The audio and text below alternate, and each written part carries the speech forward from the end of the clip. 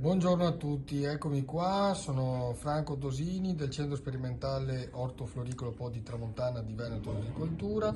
Questa mattina vi parlerò di cetriolo, Cucumis sativus. Ecco, in questa paginetta, in questa foto che ho stampato è per farvi vedere la molteplicità di tipologie che ci sono all'interno di questa specie. C'è la tipologia slicer, che è quella diciamo più conosciuta, è quella dove il mercato è ovviamente più interessato, e poi abbiamo la tipologia lunga, tipologia olandese, che è più digeribile. Quest'anno poi in Tramontana ci saranno due prove, una prova varietale di slicer e di tipologia lunga e una prova di tipo biologico, dove con una varietà andremo a testare dei nematocidi nematostatici registrati per l'agricoltura biologica. Questa mattina ci stiamo dedicando all'innesto orticolo, ovviamente, dove prendiamo il nesto, che è la varietà che a noi interessa, e l'andiamo a innestare, ad agganciare al portinnesto, che non è altro che una zucca. Come vedete qui c'è il portinnesto, è stato fatto un taglio obliquo di circa 45 gradi andando a togliere un cotiledone.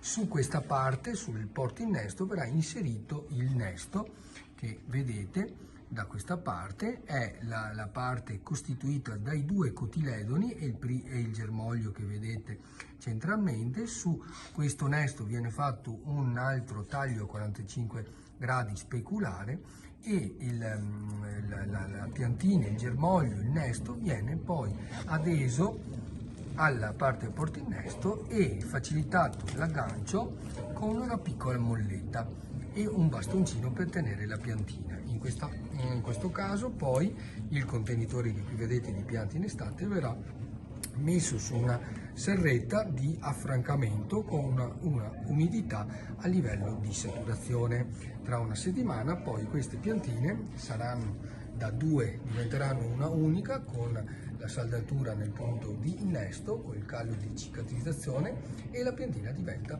unica, che poi tra 20 giorni, un mese, verrà trapiantata. Quindi continuate a seguirci, per la prossima volta vi farò vedere l'innesto della melanzana sul selvatico. Grazie ancora e buona giornata.